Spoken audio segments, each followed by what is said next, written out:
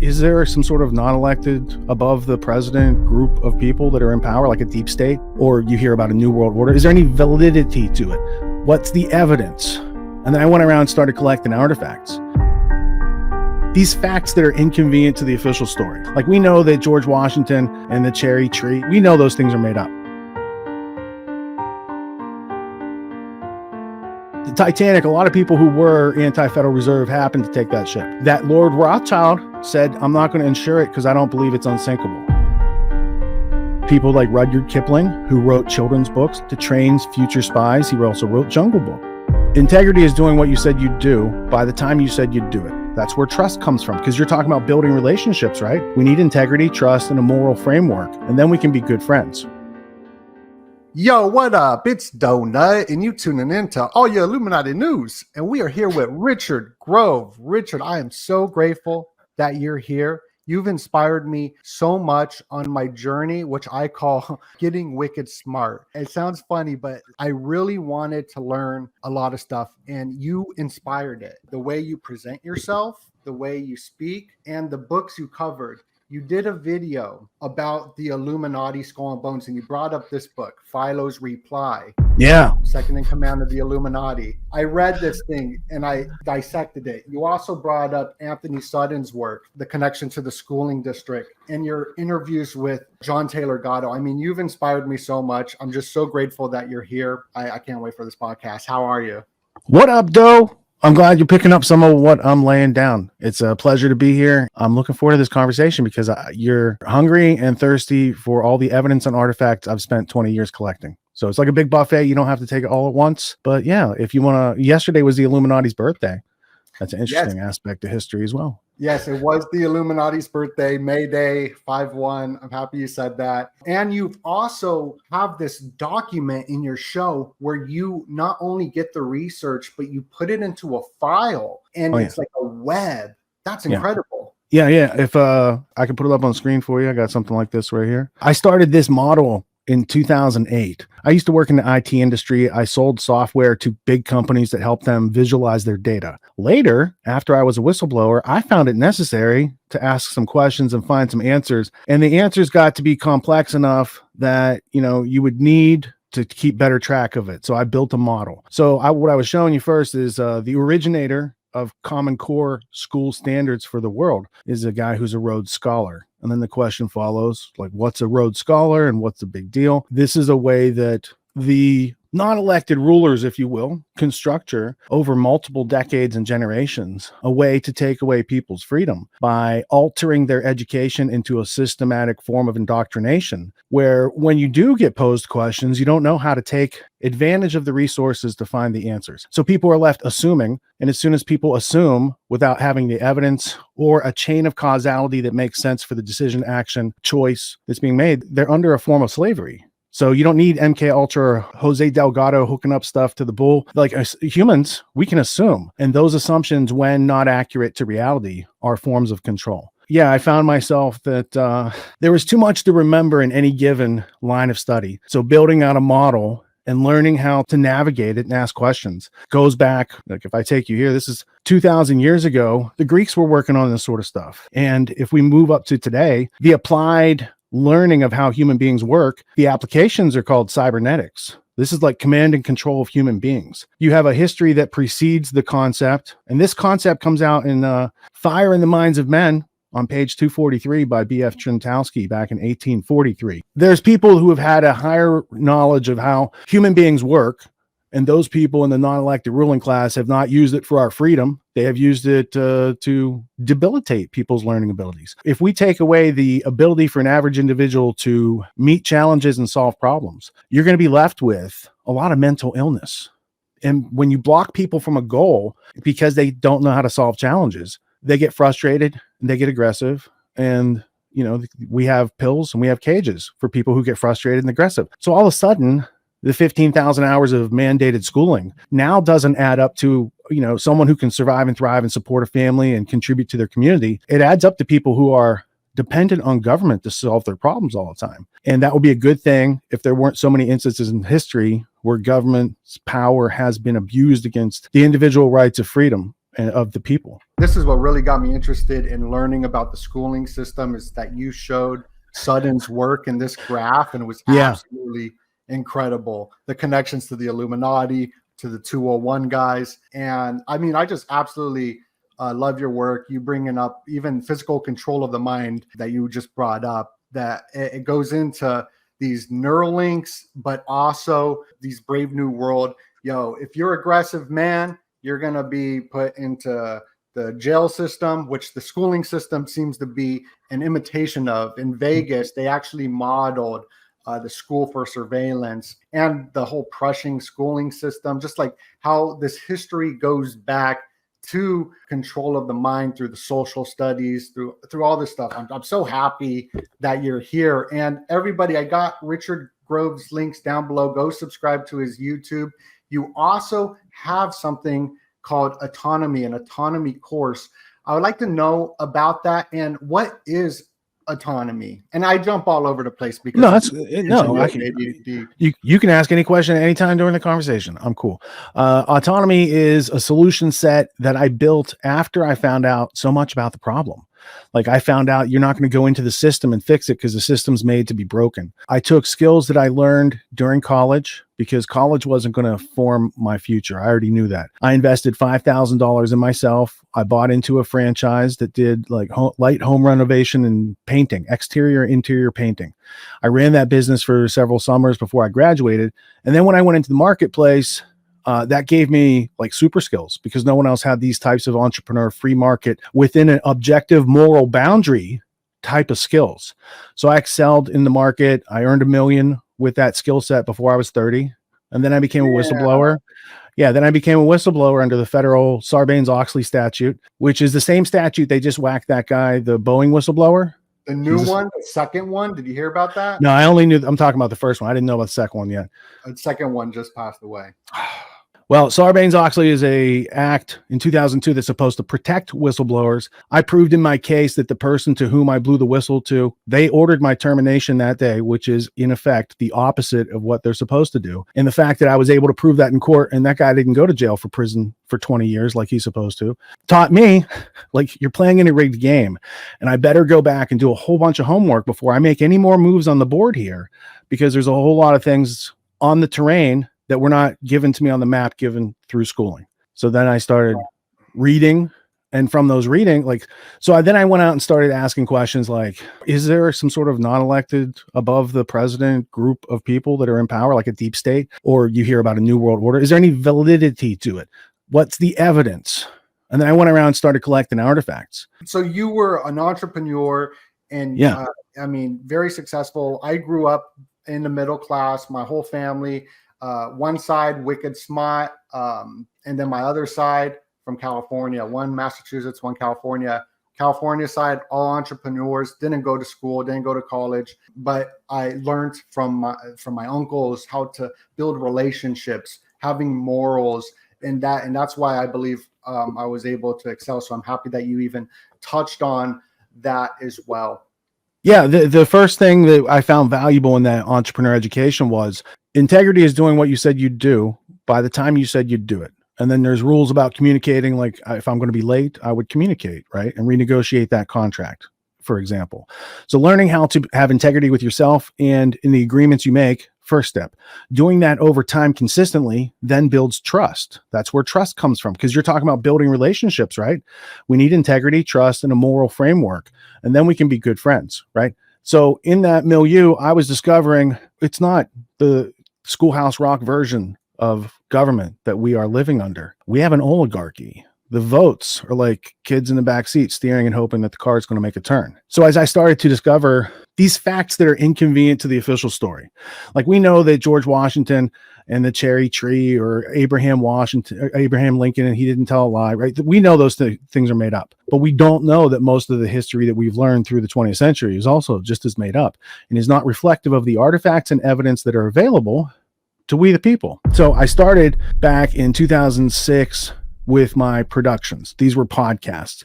These are long form research and educational pieces of content that are evergreen. So if you wanted to know, for instance, about the war on terror and how it started, you could start with my 3-year series, 9/11 Synchronicity. That was an investigation. And then I kept finding stuff out. So then I made a new podcast. It was called The Peace Revolution. And I started that in 2009 and took it to 2018. And that was all about the history of the New World Order, the history of they, them, those who can easily be named in their own words. Here's, history of the United Nations. Here's the history of, how they took critical thinking out of school. So Peace Revolution episode 23, How to Free Your Mind, would be like a Rosetta Stone through which you could see all this other stuff that you kind of discover along the way and put it in a logical, reasonable order. And then along the way, I taught myself to do films. So one of my best interviews, aside from the ultimate history lesson with Gatto, is this Future of Freedom that I did with Bill Binney.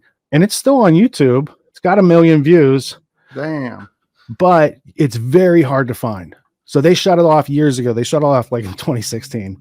And I've been pretty shadow banned since then because of stuff like that. So that's the NSA technical director, William Binney, before he was in the Oliver Stone film, before he had a higher platform. I did it was probably 3.5 hours in total. This is a 2-hour, 35-minute cut because we cut the breaks and the tape changes and stuff like that out of it.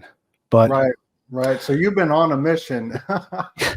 all of my work fits together. It does tell a coherent, non-contradictory story, but it's long-form content because if you don't have the minutia and the details and the understanding of the evidence, you don't really have anything other than a story. And I've never asked people to believe what I'm saying. I ask you to be incredulous and go challenge what I'm saying and look it up.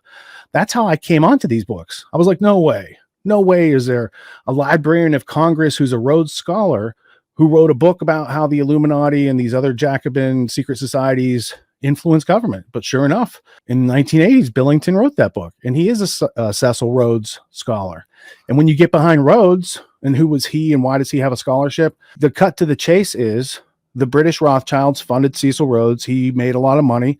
He died. He didn't have kids because that was not his proclivity. He left everything back to the Rothschilds, and then they administered his Rhodes Scholarship. So you can really say it's a Rothschild scholarship that is being handed out, and it's in merger with the British Empire's plan for world domination. So, oh man, yeah, I got them slides ready. I'm ready to ask these questions. But before we get into that topic, you were talking about your old podcast called Tragedy and Hope, and I know. Oh gosh, yeah. it's not even opened, but heavy book. You've read this, so has Jay. Harold Quigley, Anglo-American Establishment. When you're saying British Empire, what is tragedy and hope? I guess I'll start. What is the tragedy? What is the hope? What's going on here? The tragedy is that all this stuff that I'm about to tell you goes on. The hope is that by maybe people learning about such things, it doesn't have to go on so prolifically. Like, I'm not against people running the world, but if you're doing it by taking away other people's freedom and subjugating them through pain and torture and a whole bunch of not honesty, then that doesn't sound like the best we could do. So America had some substance worthy of the British Empire not quitting on the War of 1812, which ended in 1814. Great Britain goes off and plays on the other side of the world. They play with India and China. They have the century of humiliation. They have the East India monopoly on trade of opium. And then they come back in a non-military way. They come back in an economic way. And they slowly start to take America off course of freedom for individuals and make us more of a doorman or property manager for the international empire. It takes a long time to do that. And there's many decades of interspersed pieces of progress that they make, right? And they use I remember learning this from you. They use sort of the media back in the day. I believe the Chautauqua was the most American magazine of the time. So this 1812 was the actual British colonizing America, getting it back. Is that how? Well, if you trace the idea of America getting back with Britain, it starts in like the 1890s, and you have people like Sir Arthur Conan Doyle. My reference would be The History of the Pilgrim Society by the guy who founded the Pilgrim Society. So this is like not controversial stuff. This is history. Pilgrim Society had a meeting. Conan Doyle said we should get America back into the empire. He then made a couple books or stage plays or whatever they were doing with his theatrical, literature, entertaining people with a little bit of propaganda within that. And then Andrew Carnegie in 1893, he writes Triumphant Democracy, which is almost like a pseudo overturning of monarchy. But basically, it was a book that is like a globalist book, right? So now you've got the robber barons starting to espouse internationalism. 1890s, Rothschild interest and Rockefeller interest see their common alignment. Rockefeller started with oil, got into banking. Rothschild started with banking, got into oil. They controlled the Nobel brothers oil monopoly over in Europe. So you have these powers starting to align. By 1902, Cecil Rhodes dies. So he dies fairly young. He controlled De Beers. He set up the apartheid state of South Africa. He created Rhodesia, which is today Zimbabwe. He was a representative of colonizing, and he represented the British Empire, the Rothschild banking interest, and Freemasonry. He was friends with people like Rudyard Kipling, who wrote children's books like Kim to train future spies. He also wrote Jungle Book, right? So you have these well-known. So this is like Ian Fleming was also a children's book author, and so was Roald Dahl. Those are both British spies in America, posing as children's book authors during World War II. But we're back in 1902. Rhodes dies. He has a last will and testament. In the will and testament, so he had a partner, William T. Stead. So William T. Stead and Cecil Rhodes, they come up and they conspire for a plan to take over the world. And they would do so by bringing America back into the British Empire. And he said to attain this endeavor, we should create a society, parentheses, a secret one, based on the Jesuits, but replacing Roman Catholicism with British Empire. And they will promote these ideas and bring America back in, and then they can take over the world. And they say, with America, we can take over the world. So this is not controversial. I have William T. Stead's copy of that book from his library, the Review of Reviews. I don't have a reprint. Like, I have the actual artifact of the guy who died in the Titanic after he disagreed with the plan. These are important things. There's a Federal Reserve building. Well, the Titanic, a lot of people who were anti-Federal Reserve happened to take that ship. That Lord Rothschild said, I'm not going to insure it because I don't believe it's unsinkable, which is also interesting, right? There's so much interesting stuff in history. You don't have to hyperbolize it. Like, if you just know where the like the veins of gold are and you dig, you find more and more each time you dig. I think that they kind of use movements and groups as camouflage, hiding behind it. The left-right paradigm, for example. Sure. Also, all these protest groups or whatever, we're hitting at an imprinted level, which Timothy Leary talks about with the autonomic nervous system. So they get us all divided, fighting each other. So we're not looking at the tippity top as the middle class pretty much collapses. The tippity top are laughing at us, all fighting each other. I don't know where I was going with that. This is so dope. No, they need us to fight. They need us to be at extremes, right? So, like, if I brought out an artifact like this, check out them artifacts. Well, I got artifacts. I got 3 libraries of artifacts. This is how I roll. All right, so we do this. Casual View of America, the Home Letters of Solomon to Rothschild, 1859 to 1861, printed by Stanford University, edited by Sigmund Diamond, who wrote Compromise Campus, about how our education system was being corrupted back in the 60s and 70s. This book are letters from a Rothschild scion, a 27-year-old Rothschild heir to the fortune, who was sent to America to stay with the richest families in the North and the richest families in the South. And he can tell you before the war is underway how it's going to end up and why people have committed to the war the way they have. He goes into the reasons why the war exists, how the war will end, all before, like, the end of the war, which is pretty exciting reading when you get into it. There's one quote for your audience to pique their interest. Page 123. Let's zoom in. Nice. Whoop, whoop. I love your production value. If 12 million people want to secede, you cannot stop them. So the war that the North is going to wage against the South is an unjust, barbarous, fratricidal war. He's on the side of slavery, by the way, right? So they're on the side of the Confederacy. The North and the South will attack each other like 2 locomotives under a full head of steam, meeting on the same track. Nothing will be able to satiate the brutal passion for vengeance but death and destruction. When the 2 sections have exhausted all their resources, when they have seen the flower of their youth die, when millions have been engulfed into the bottomless pit of civil war, they will find themselves again at the same point which they started, and now, moreover, with a yawning gap between them. It will be necessary to end the war, to write a treaty, to grant mutual concessions. For no matter who the conqueror will be, there will be no vanquished. Each side will struggle to the bitter end for the rights it claims to have. So then he goes on and keeps telling you basically how this is going to happen, and in various letters as they write right before things take a turn. And the war actually starts while he's writing these letters, right? So he's talking about the question of slavery. And in one of these, he calls Lincoln a thief, right? So if there's a ruling banking family that thinks that Lincoln is a thief, might they also want to remove him? Each supporting a different candidate, they abdicated power to a third thief, Lincoln, the choice of the Republicans. The Cotton States understood that there could be nothing more for them, no security in a union in which the chief of state and all his ministers were their most implacable enemies. So right there, you have motives, and you've got means and opportunity that happen later, but you're not supposed to talk about these things. You're not supposed to notice these things, especially in our society, which is why, as of last year, at some point, this book was going for $3,000 or $4,000. Though when I bought it, I paid $10. Oh, nice. Yeah. I mean, I used to go to these swap meets and buy these old books for $1, and like they're now worth $300, and their maps on them are different because they're old. Oh, yeah. But even just the idea of Abraham Lincoln, the social study, mind control of the schooling system would make me think that he would be a Democrat, freeing the slaves, you know? So even just like little things like that with history. So the Civil War, that was a banking.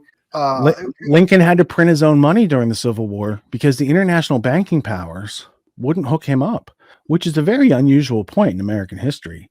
And then there is a denial. So like if you wanted to get into that line of research, right? So you got to read both sides. So what do the Rothschilds say? They say they were not on the side of the Confederacy. They didn't say they supported the Union, which was good because they didn't. But they said we weren't on the side of the Confederacy. The loans for the Confederacy came from the Erlanger house, banking house. They're down the street.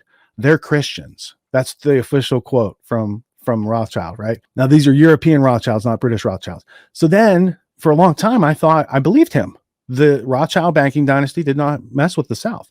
And then I was doing research on how the Rothschilds had an interest in creating a home for themselves in Palestine. Now, this starts back, the first report, 1829, American newspaper, 1834, 1835.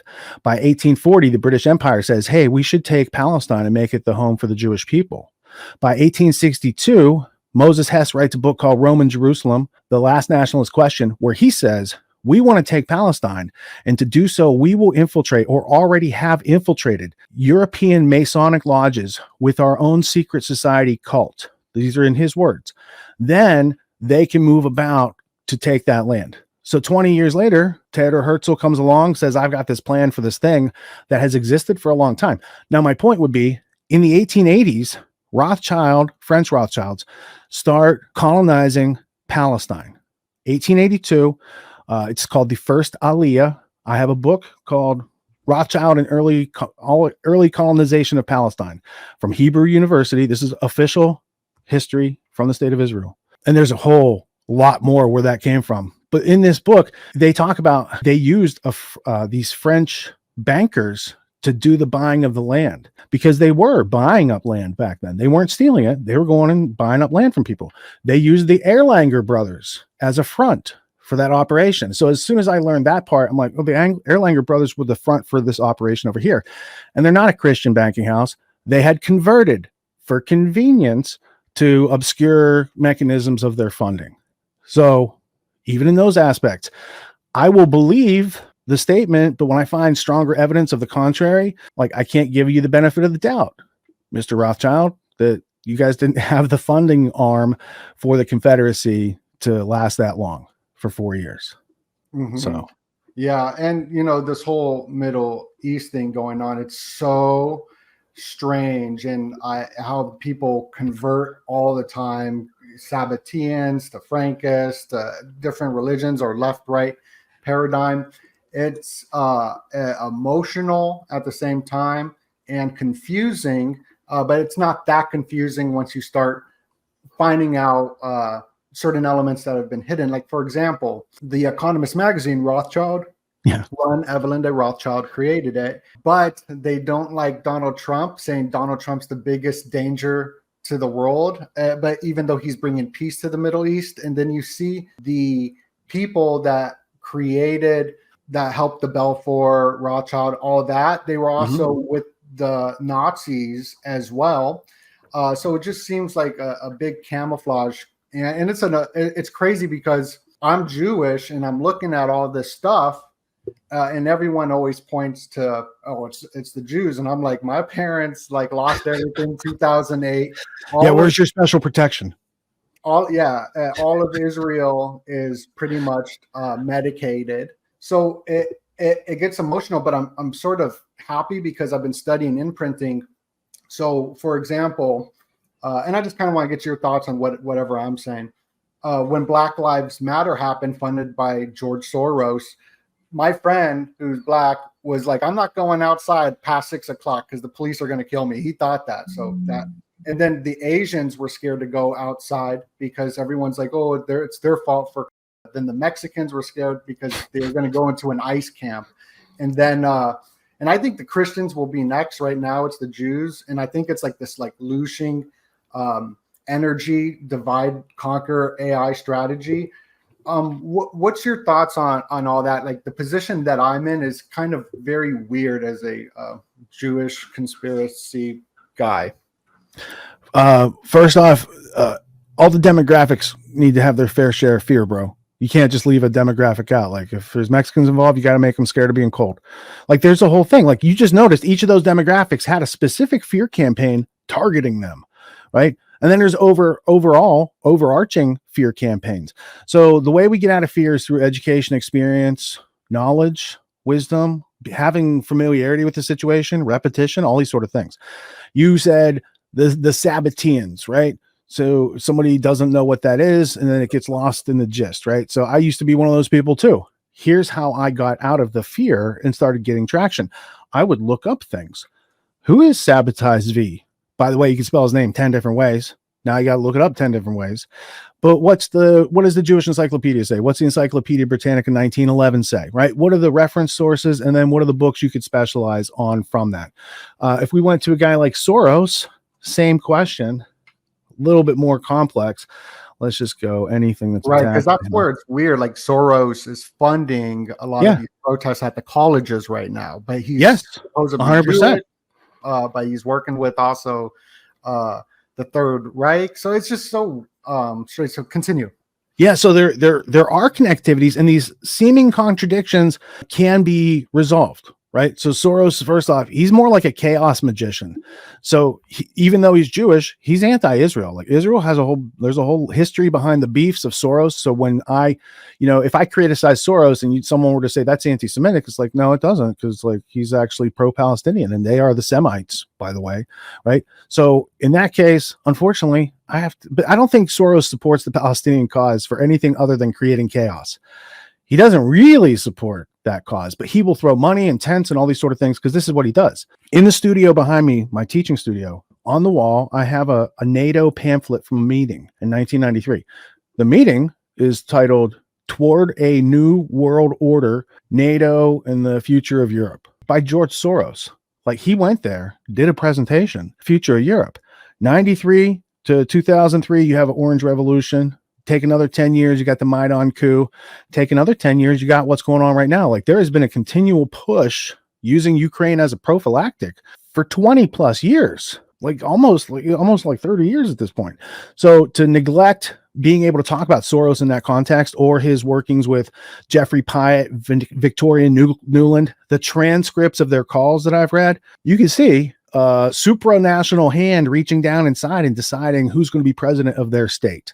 That's not freedom, and that's not what America should be getting used for. But if you're an empire that took this place over, everything else in this country starts to make sense. Why are we all starting to fight with each other? Why don't we have the tools to stand up and calmly and cogently communicate with each other? Why does it all have to go to extremes? In that Solomon de Rothschild book, recounting how the American Civil War started, it wouldn't have started. Too many people wanted to be neutral. They don't want anything to do with the extremes. But the more extreme it got on both sides, like the fire eater abolitionists doing stuff that's violent, and then the ones who wanted the slavery supporters being violent, it drew everybody from the the neutral out to the extremes, and then you can have a civil war situation, because now we've othered everybody. They're the enemy. They're not human. They're like animals. Treat them like Amalek. You might have heard these things recently, right? However, if we're just take a look, we're human individuals with a lot of common needs. This set got this ideas. This set got these set of ideas. No one's trying to remove the contradictions or bridge that gap and close that gap, suture that wound in understanding. Everybody just wants to make war because the whole society is based on that. Peace is not funded out in our society. Everybody I know that's worked on peace for the past 20 years, they struggle for monthly support and things like that. But the other sides, the Soros side, he'll cut you a check, bro. You want to support Israel? They'll give you 50 grand. Go support Israel. You talking to John Taylor Gatto, this is where I got open to the idea that the Civil War was a land grab. I'd like to talk about John Taylor Gatto. This was the 90s Teacher of the Year, and he wrote all these books. I dived deeply into it. And here's a quote that he said: "You either learn your way towards writing your own script in life, or you unwittingly become an actor in someone else's script." What we were just talking about, these very imprinted, I would call it, because it's different than brainwashing. When you're part of a culture, you can't just brainwash yourself out of it. Like, it's pretty imprinted in there. And you can see this with how triggered people get on certain topics. Mm-hmm. So this technocratic elite understand this, that they can just pretty much know that society, its discontents and its angst, they can just maneuver it into a direction through the century-long goals, because it seems like everything on the table. One other question on the whole Israel topic and everything going on, where do you see all this heading to? What do you forecast anything from knowing about all these plans? What's the forecast like? Well, they're trying to get to like a World War III scenario, because then they can take away everyone's rights at once, put the entire world under various military lockdowns. The provoking of war with Iran is very dangerous. The sending of our new Gerald Ford aircraft carrier over there, it's not to protect the Israel-Palestine situation. It's because there's a whole lot of other grievances in that area created over the past 80 years, really over the past 54 years since 67. But things could pop off in a big way over there. And you have Israel's past experience, along with the United States. We were involved with Stuxnet, which was purposefully just trying to like blow some Iranian reactors up and cause, a Chernobyl type of situation. So there's been a lot of bad blood ever since the 1953 Operation Ajax coup in Iran, where the British and Americans went in there and toppled the democratically elected leader, Dr. Mohammad Mossadegh. However, prior to that, in 1919, the British and Americans redrew the entire Middle East. They redrew it before the war was over. Sykes and Picot, representing the British and the French Rothschilds, they redrew everything. Sykes and Picot said, here's Egypt, Jordan, Transjordan, Syria, Lebanon. They were like all British and French mandate countries. Like what we're talking about, British mandate in Palestine from 1820 to 1920 to 1948. The British also had a mandate in Egypt. The British had a mandate in a couple other countries like Iraq, which was an artificially created country that they're just like, here's some boundaries. We're giving this whole place to this ruling family. In the Saudis, in the 1920s, there was no Saudi Arabia. Ibn Saud was not the tribal warlord yet who was dominant until he got backed by MI6, specifically St. John Philby, the father of Kim Philby, another famous spy. St. John Philby went Arab, married an Arab woman, lived an Arab life, completely infiltrated and helped to create Muslim Brotherhood in 1928 and the ruling Saudi power as proxies to control. And they cut a deal to drill for water for the Saudis, but if we find oil, we're keeping it. And they had a 99-year concession, which is up around right now, because I don't remember the exact date, but it was the 1920s. You had 100 years. You have what you have here. So now there's a struggle for energy and oil. There's a lot of energy in the Palestine quadrant. They just happen to be sitting on a bunch of stuff. Prior to that, it was the Golan Heights, but Israel took that during the 6-Day War in 67, even though LBJ said, don't touch the Golan Heights.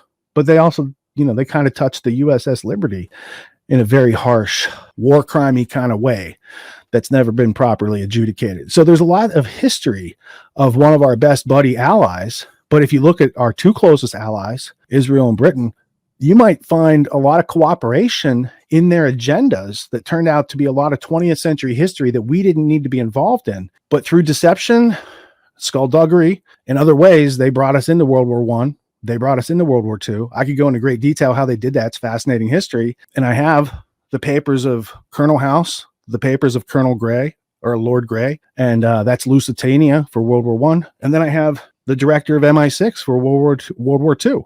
They helped to design. They had the survey of the whole Pearl Harbor operation from the Japanese in their spy network. But because the Americans are so new at spying, we might not have played so well with them if they had told us that they had spies in the Japanese side, they had spies in the Hitler side, they had Rhodes Scholars in Hitler's regime, right? So there's a whole lot of other history that plays into it. And you mentioned that the royal family in Britain, they supported the Nazis. Well, as of 1806, that was the Saxe-Coburg-Gotha Germans that took over the British monarchy back then. So now the British Empire that we're talking about in the 1800s, 1900s, it's really a Prussian Empire, which is the origin of Rothschild wealth and the Prussian education system that is used to curate the whole empire. This totally makes sense how I didn't learn about any of this in the Prussian schooling system in America. Right. Yeah. Through social studies and all that. Well, let's go into that topic now. Yeah. No, I mean, this is, and everybody, I got Richard Grove's links all down below. Go subscribe to his YouTube, go to his Autonomy course, go subscribe to that, get wicked smart, like I like to say. And you also got the Grand Theft World podcast, which I tune into, long form content. So it is going to get you wicked smart and all that. Yeah. Yeah, so when I came across the work of John Taylor Gatto, he writes a book in 2001. I find it in 2004, and the whole thing just washes off me because I'm really good at schooling. I didn't get it. And then I went out and I kept researching, and I found about they, them, those who created that whole system. And then I went back and reread his book, The Underground History of American Education. And now it all made sense.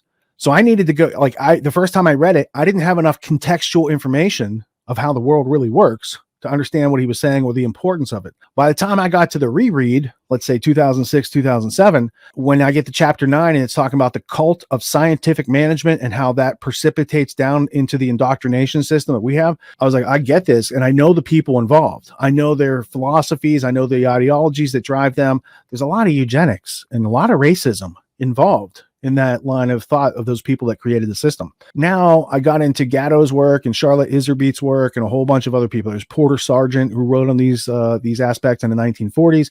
There's people in the 1920s noticing that American history is being changed to be friendly toward the British, telling different stories to the next generation, right? Then you get to 1956, the Reese Committee had an investigation into these nonprofit foundations and their un-American activities. One of them was the Carnegie Endowment, the other one's Rockefeller, and the other one was the Ford. They all were there for internationalization of America, to prepare America with merger with international communism. They told the researchers flat out. So this isn't even news or controversial. There are interviews with the Yale graduate Norman Dodd, who worked at JP Morgan and then was the director of research for Carol Reese and produced the report for the Congress. I mean, it's all on the record, but they don't want you to know about it. That book on screen right there, that cost me $80 one time for that pamphlet because I wanted to know how Skull and Bones controlled education. So I bought that pamphlet, rare pamphlet, right? There's only a few of those made. I then saved you $80 because I'm telling you it's chapter 8 in his book that you can get for $20. But I didn't know that at the time, and I found this little pamphlet to be highly illustrative because when you get into G. Stanley Hall, you're getting into Skull and Bones connections to education. You're getting into the origins of psychology in American anything, right? You're getting the PhD degree, which is a new type of doctorate that these folks created. And everybody got them from Wilhelm Wundt. And then Daniel Coit Gilman from Yale Skull and Bones was next in line. And now there's Columbia University, King's College, where they're having the protests right now. Oh, damn. Right? Good catch. King's College, they're here to make sure we stay in the empire.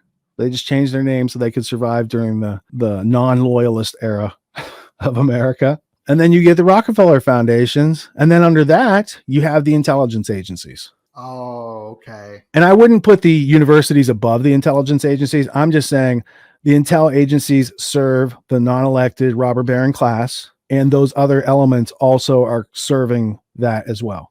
Yeah, this is when you did that video showing that you got that pamphlet. Yeah. I mean, you've inspired me so much. You have no idea. And I went on this long journey over the last year. It's been about a year now where I went on a journey to get wicked smart. So I'm super excited. So once I saw you do that video, you also brought up Philo and you brought up William Woon's grandfather, Raphael, Illuminati member. And then I read the None Dare Call It Education. I just went so deep onto this because the schooling system and the pop culture, the media, the fear, the inflation right now, everything has been just manipulating me into different things. And I can see it. I could see how I was manipulated through even MTV and music to like a certain style, right? For sure. Yeah. You're a kid and then they give you Hot Topic. This is because they know the psychology of the angst of being watched, the government watching over the kids for a long time through the schooling system. Plus the IQs are dropping. We're growing more dumber. Yeah, no, you've been such a blessing in my life, Richard. Well, if everyone's getting dumber, we need to get learnified, right? Yeah. That's where we start. Learnified. I like that. Learnified. Like most people that like Klaus Schwab comes on people's radar during the, rightfully so, right? But that cat has a long history. And when you go back and look at the history and evolution of any of these institutions you're bumping up into in reality, it's giving you an advantage because now you don't have to, the unknown's not going to be scary. Sometimes the known's a little scary, but at least you could do something about reality. You can't do something about illusions other than educate yourself out of them. So the World Economic Forum starts in 1971. But a year before that, this group called the Club of Rome had a paper called The Predicament of Mankind. What do you think that paper's about?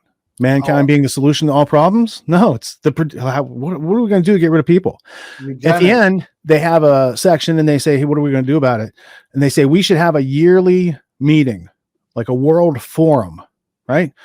1 year later, Klaus Schwab, he develops the World Economic Forum fully in line with because like they published the manifesto in 1973, 2 years after they found it, right? If you just read the manifesto for the Club of Rome and you look up what you don't know, right? So here's the manifesto. Aurelio Pace, who's he? He's some sort of Italian industrialist. Who's this other guy? Prince Bernard of the Netherlands. Who's he? Oh, he's a Nazi SS officer. Oh, he's a partner with King Chucky III. Right? These are serious players now. So now you got Klaus Schwab coming in and they, start getting all the corporate aspects because their big belief is public-private partnership. What do you think that is, man? It's world fascism is what they want. Like it's either fascism or communism. They're all collectivism. It's not individual liberty and rights of self-defense and right to free speech and right to defend themselves, right? It is you'll do what they say. So they're taking everybody to the extremes. So by 92, in this train of thought, the Club of Rome publishes an update. And in that update, they say the common enemy of humanity is humanity. And they say in searching for an enemy that we can really get behind, we've tried global warming, we've tried pollution, we've tried this, we've tried that. What we can all get behind is that humanity is the problem. So now you have a bunch of death cult eugenicists precipitating down from above our market layer, ideas and ESG and DEI and all these other things to take away freedom to get people fighting with each other. And this is their purpose. Because if America was not strong, I'm not saying it was perfect. We had a lot of improvements that we needed to do yet, right? But we got corrupted by World War II. We got our hands dirty with some genocide and ethnic cleansing over in Japan and in Europe. Okay. We were not held account, and the real Nazis were never held to account. And the people who funded the Nazis cut deals with Ben-Gurion for votes for statehood. And this is all also legitimate history that is not being talked about on either side. And this is the thing that brings understanding and removes contradictions as to why we had Americans who funded the Nazis, who never got caught for it, who then precipitated power, because that's a powerful position to get away with that and not get caught. Your Kennedy assassination, highly plays in between the people who funded the Nazis, MI6, and Mossad. You got two nation states that are allies and some corrupt people with some things to cover up inside this country because they were traitors. They all get together in an internationalist, non-American agenda. By the time you get to the end of the 60s with USS Liberty during the 6 Day War, that's a case where Israel, unprovoked, attacked a USA listening post. It was an NSA ship, but it had GCHQ, Government Communications Headquarters from Britain, on board. The British have a treaty with the Egyptians. The Israelis knew if the listening station off the coast of Africa, this floating boat of antennas, if they got that and GCHQ found out, they would be obligated by contract to tell the Egyptians, and then they couldn't bomb all the Egyptian stuff on the ground. So they had to take out the USS Liberty, or at least try to scuttle it. Brave soldiers and sailors survived and have asked for justice through my entire lifetime. Yeah, so that's crazy. Yeah, it's just like the imprinting. Like I said, they use keywords like Black Lives Matter, right? That's such a key word, or Israel, right? And you're going into some belief systems there, reading the scriptures. So they use these words to manipulate for these bloodshed rituals. It's just absolutely it's tragedy, right? Speaking of tragedy and hope, and hopefully uncovering all this. Well, that book, just real quick for your audience, because I never did close that loop. So that big 1,300-page book that you showed was published in 1966 by a Georgetown professor of the Edmund A. Walsh School of Foreign Service. His name was Carroll Quigley. Carroll is a dude's name. He had been mentored by a Cecil Rhodes Rothschild scholar named Crane Brinton. Then Quigley mentored Rhodes scholar Bill Clinton, who became a Rhodes Scholar agenda president for this country, which is pretty far out. Think we might have lost some secrets to Israel during his term. Don't remember, right? Well, there's a whole bunch of stuff going on back then. So now, yeah. So what did Quigley do? Well, Quigley did not write a book to piss off the establishment that he lived with and was friends with in Georgetown. He worked with all these people. He discovered, because a whistleblower came to Quigley, and the whistleblower was from the Cecil Rhodes Roundtable Group that was manipulating 20th century history to be ending in the version of the British Empire's liking, right? So Roundtable Group of conspirators, guy says, I'm going to blow the whistle. Who are you going to blow the whistle to? Who would print it? Nobody was like, there was nobody to print it. So he goes to this professor and he says, hey, I like your work. I think you're a good thinker. Here's what I got going on. So Quigley writes that down. 200-page book, Anglo-American Establishment, published posthumously in 1981. He would not let it be printed during his life. So in 1948, he writes Anglo-American Establishment. He says, here's a group of people with international agendas, and they have subverted America with their agenda. America is in distress. Okay, that's the cover of the book. 1981. So why did he wait 40 years to publish it? Well, he spent the first 20 years after that, 18 years, researching the story to see if it was true. Is there anything to this guy's story? And he went and he researched. I think he's the only person allowed to read the full extent of Council on Foreign Relations archives on the actual history, not the stuff they tell you in the newspaper, but the actual and factual. So from that, now he's like, I'm going to write this big book. And within this book, a couple pages, I'm going to give some clarity and transparency to the reader. So the book comes out in 1966. He says on page 50, the Rothschild International Dynasty working with like the British government and Hitler's banker. There's a whole bunch of interesting stuff right there. Bank for International Settlements, Nazi bank, right? Wilner's Kindergarten. Yeah. And then by the time you get to the publication of Tragedy and Hope, it goes out, it sells out immediately. They find out what Quigley did, and they tell him, there's no demand for your book. We're not reprinting it. In reality, they said, destroy the plates so this book can never be reprinted again. So in 1968, they have a cover-up come out, and it is the second half of the book. So they delete the first half of Quigley's book. They'll let the second half go. The second half is under a title, The World Since 1938, A History by Carroll Quigley, 1968. It's verbatim the end of Tragedy and Hope. It's half the book, but you don't get to know who started the story, right? So now Quigley, he calls, his wife calls, they try to find out, they get lied to. So he's in an audio tape with a New York Times reporter called Rudy Maxa in 1976, shortly before his death. And he recounts all this stuff. So you can listen to the dude talk about it. Real secret society, real whistleblower, real consequences to knowing this stuff. And so he says on like page 960, I've known and been close to many of the agents and instruments in this conspiracy, and I have no aversion to it. I think only that its purpose and works should be known to history. Well, that's kind of the big problem, that it's a secret. And if he says he's against it, they'll probably just whack him. Like he saw JFK within a year after he writes this, RFK, MLK, Martin Luther, like Malcolm X. That's the people who funded the Nazis. Those are the CIA and Mossad and MI6 parts that were in the processing of Nazi war crimes and cleaning up of those war crimes afterwards to make it look like the people that are responsible aren't going to be held responsible. And again, Hitler's bad. I think the people who funded him and covered it up and like massaged the data, they're probably worse because they still they assumed power after the Nazis resigned and surrendered to the United Nations, not to the US and the Allies.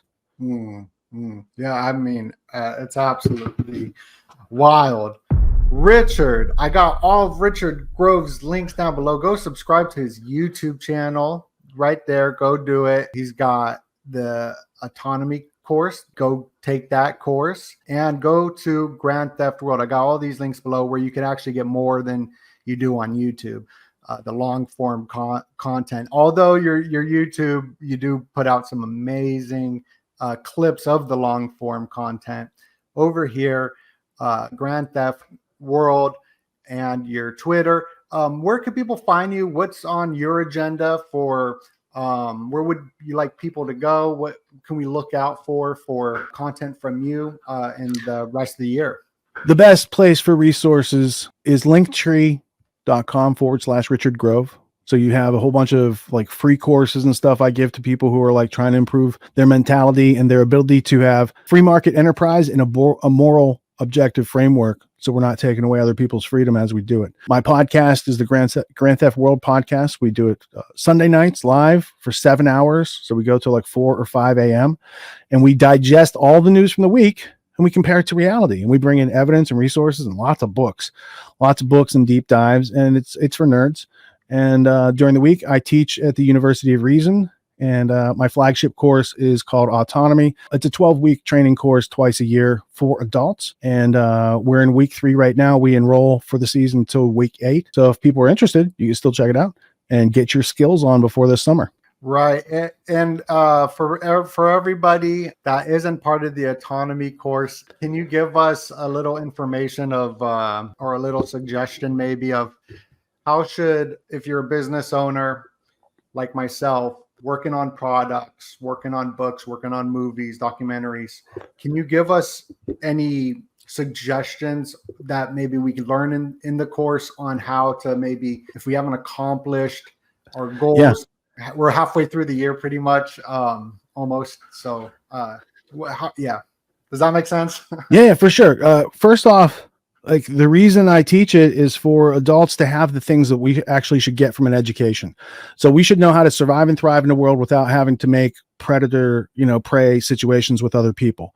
So being able to make your offer to the market in great enough numbers where you can find the people who support you and leave the rest to do whatever they do, right? And you focus on the people who support you. So once you have an offer and you know how to put it in the marketplace, then there's the delegation, the systematization, and those are all like advanced aspects of, when we get people into the course, there's been 700 students that have gone through. So if you want to know what it's like listen to the people tell their stories of their transformation and check out what they got. And from my part, I provide the structure. So it's like a dojo.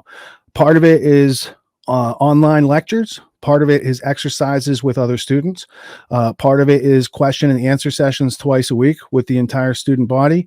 Part of it is guest speakers. And then part of it is when you graduate, that we have a whole university of courses that people have lifetime membership to. So it's a one-time, one fee, get in, you have it going on, and you can make friends and continue those relationships for years to come without some other paywall issue where they couldn't afford to stay a member and these sort of things, right? So after running communities online for 20 years, I come across things to do and things not to do. Like, you don't push, persuade, convince, and connive people. You lead them with inspiration and value, and the marketing should be form and function demonstrations of what you do. And these are skills that I appreciate and use every day. And I just wish more people had the choice. Not everyone has to do this. This is an aggressive course of study. It has people from 18 to 85 that have gone through it. I've got, the son of Einstein's former mathematics partner. I've got a former presidential candidate. I've got a former Navy SEAL. There's a lot of high quality, high speed people who have gone through, but I've also had kids that are like working at Starbucks, pouring coffee, and now have a thriving sales career not too long later because they learned the skills of solving problems. And you do that through having conversations, right? So like the first thing we teach students is like the interview skill set, how to ask questions, listen. And then if you can come up with a better plan and get an agreement, you can turn that into a sales skill set. But it's really just a problem solving skill set that we apply like in a corporate or marketing sense in the marketplace. They call it sales or executive skills. But these are all needed by everybody pretty much throughout your whole life. Dope. Awesome. Well, thank you, Richard. I appreciate you for getting us all a little more wicked smart. I look forward to watching your next shows, and hopefully we get a chat again soon. I really appreciate the invitation, Alex. This has been a scintillating conversation, and I hope that the evidence and artifacts that I have marshaled today for your audience, stay with them for a long time, because these are the preliminary artifacts of understanding reality. And if you dig into any of the things you were incredulous of when I said them, if you can't find the answers, come to Grand Theft World and put them in the chat. We got all the documents. We got the documents. We got it. All right. Much love, everybody. Right on. God bless you. Peace.